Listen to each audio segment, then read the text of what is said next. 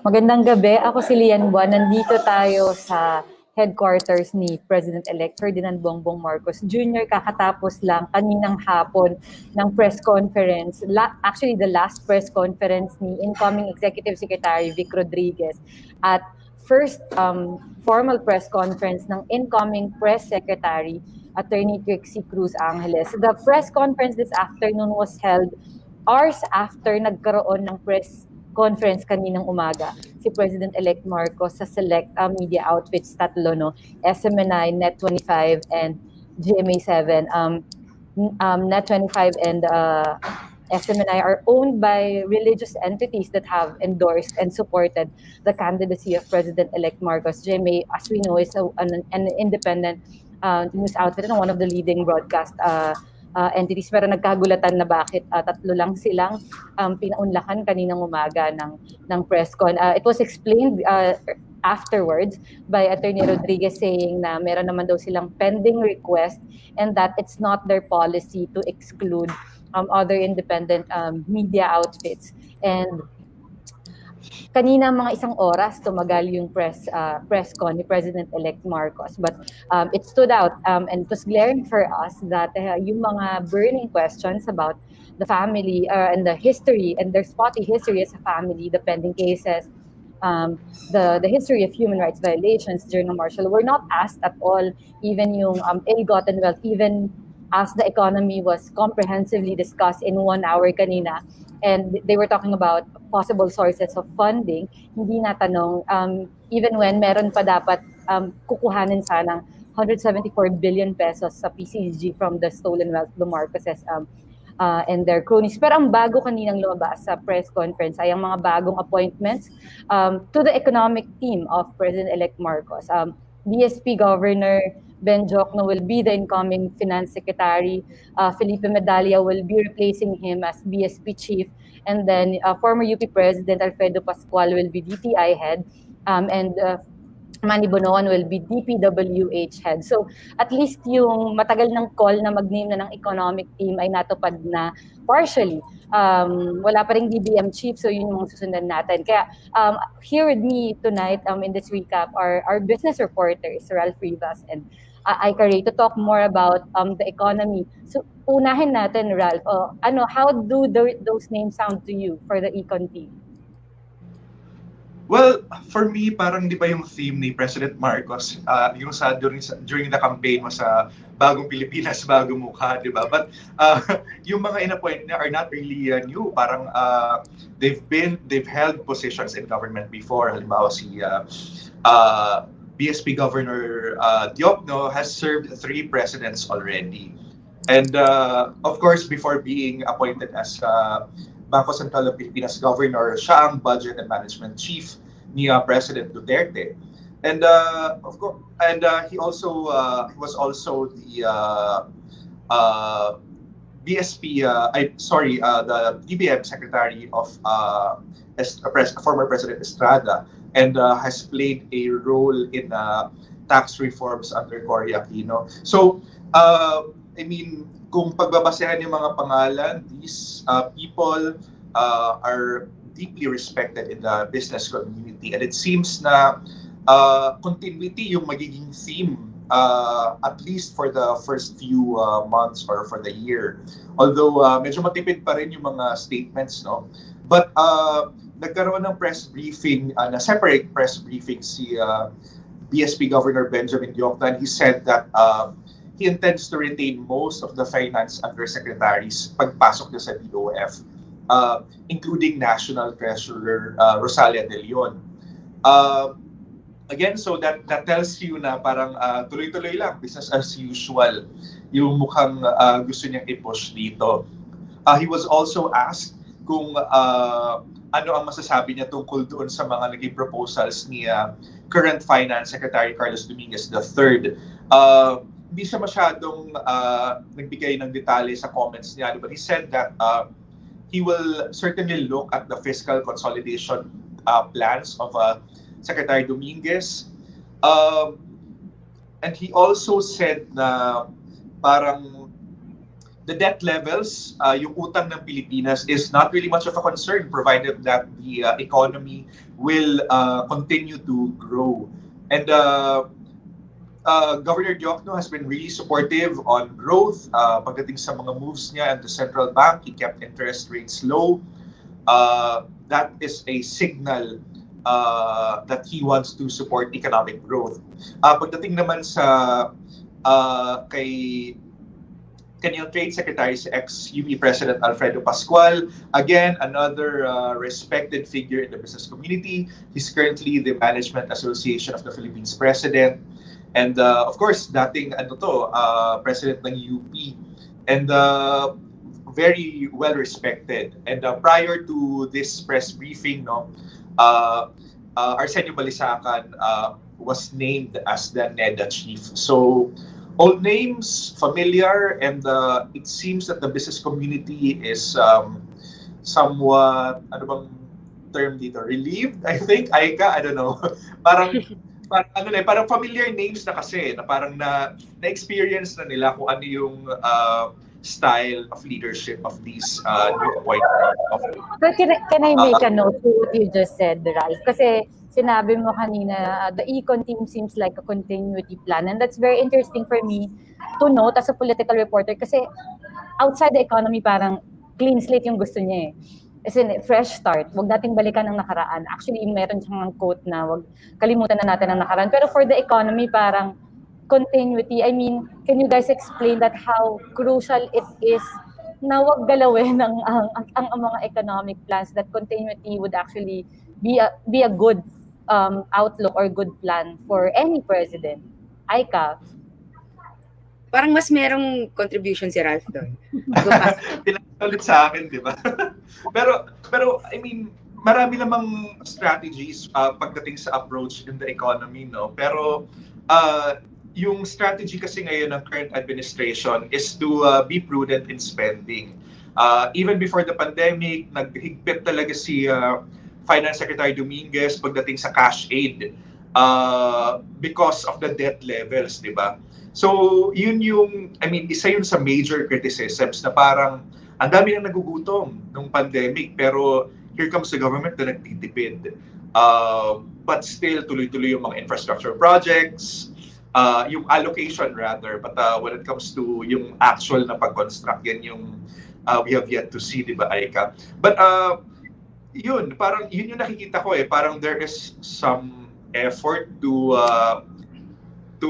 project some continuity, although of course Governor Diokno has all these options, and he has yet to meet with the economic team na kinumpose ni President-elect Marcos. Siguro, Ralph, bago lang ako mag-go on dun sa part ko, tanong ko lang, what can you say about incoming Secretary Diokno having served DBM, BSP, and then now DOF? Like, ano sa tingin mo yung wealth of experience maybe, or knowledge that he can bring into the economic team? Well, definitely he brings, decades of knowledge. Kasi, for instance, now that he's on the monetary side, parang alam na niya kung how the BSP views the economy. Kasi may certain, I won't bore the audience into the details, no? Pero the Bangko Sentral deals with, for instance, interest rates. Kapag nagtaas o bumaba yung interest rates, may mga implikasyon yan pagdating sa borrowing costs, pagdating sa mga presyo ng mga bilihin. Whereas, prior to that, pagdating sa budget, yung iniisip naman niya, di ba, Aika, is the allocation of resources given the limited funds that the government has, and keeping the deficit at within target. Kung ano naman, so yun yung magiging role niya pagdating sa DOF, no? Parang siya yung magiging glue ng economic team this time, na parang oops, yung pera natin hanggang dito lang, baka pwede nating recalibrate, or basically him assuming these different roles over the years give him perspective unlike any other predecessors before him. Okay. So, on my end, si Manny Bonoan, siya yung President and CEO of SMC Tollways. Siya yung magiging future Department of Public Works and Highways Secretary. So, itong si Manny Bonoan, no, as people know him, is kind of silent worker. Based on what I've seen so far because before nga 'di ba SMC na siya siya rin yung nagsasalita tungkol sa Skyway during the Duterte administration. But si Manny Bonoan actually has been with the DPWH for so long. He was an assistant secretary during the Ramos administration. He served as an undersecretary during ERAP and Arroyo administrations. Nung Arroyo administration actually, naging senior undersecretary siya and at the time na wala pang ina-appoint na secretary, no? Dahil nga siya yung isa sa mga pinaka-senior din doon sa department. So, I think it's very interesting for us kung ano yung magiging kasunod nito. Si incoming Secretary Bonoan actually, he hasn't replied to yung mga text ng Rappler kung tatanggapin niya ba. Although, I've been monitoring kung ano yung mga sinasabi niya so far sa media and I think he has an ongoing interview right now where he said na tatanggapin niya nga itong position at ang kanyang gustong gawin ay katulad na nga no doon sa mga nabanggit kanina na ang mukhang theme ay continuity. Sinasabi niya na he will continue the projects of the Duterte administration under the Build program and interesting for us to see dahil nga marami pang mga projects yung DPWH that has yet to be completed, no? So, at sabi niya nga na ang gusto niyang mangyari ay matapos itong mga proyekto nito at the fastest time possible. Although we have to see then, no, dahil ang infrastructure projects, ano din naman yan kailangan merong coordination, especially kung ano man yung gustong i-push no ng administration na to. Meron ba silang mga tatanggalin o meron ba silang mga idadagdag? Yun yung kailangan natin tingnan. And siguro quoting lang dito sa interview niya kanina, no, sinasabi niya na kailangan daw nila talagang tignan at maging very selective. That's what he said. Kung ano yung mga infrastructure na kailangan for traffic mobility, agricultural production, tourism, and other production areas. So essentially yung roads and bridges that would build, that needed to be built on those areas. Dahil nga, nabanggit na nga rin to ng mga experts no and even si Ralph sa kanyang mga interviews na marami rin kasi talagang i-inherit itong Marcos administration in terms of kung paano gagalaw yung ekonomiya natin in the next few years dahil nga sa pandemya, no. And siguro one point lang na kailangan din nating tignan, no, kung ano yung magiging direction ni incoming Secretary Bonoan in terms of projects dahil nga ang kanyang background ay galing nga siya sa San Miguel, no. So, merong standing issues regarding dun sa Pasig River Expressway na funded to be built also by San Miguel Corporation. And him being a previous SMC, outgoing SMC Tollways president, kailangan nating tingnan kung ano yung magiging preference in terms of projects. Mabibigyan ba ng more projects or yung mga proposals ng SMC, mabibigyan ba yan ng preference over others? So, we have to check kung ano yung magiging mangyayari in the next coming months. Yun. Lian, what about anti-corruption efforts? Alam niyo, it's really interesting listening to you both talk about the continuity plan of the economy because I think, as I said before kanina, outside the economy, yung thrust talaga is really a clean start or clean slate. That's for better or for worse, no? Dun sa una, let's put a context. Nung nanalo si the late former president Benigno Noynoy Aquino, ang una niyang EO is a truth commission to investigate corruption in the Gloria Arroyo government. Pero yun talaga kasi yung branding ng kanyang gobyerno na bawal ang corrupt. So kay nagpa-truth commission siya and he made sure that the corrupt officials of the past will be held accountable. At doon nga nangyari yung pork barrel scam and lahat ng na-charge during his time na nagsilbi sa Gloria Arroyo administration. Ito kay President-elect Marcos, sinabi niya kanina, and I quote, "Kalimutan na natin ang nakaraan." When talking about the notoriously corrupt agencies of BOC, Bureau of Customs, and BIR, parang sinabi niya na, corruption, kalimutan na natin ang nakaraan because hindi ako yung namumuno noon. Pero ngayon, dahil ako na yung namumuno, tigilan na natin yan or something like that. So we asked kanina si Attorney Trixie Cruz Angeles, what does that mean?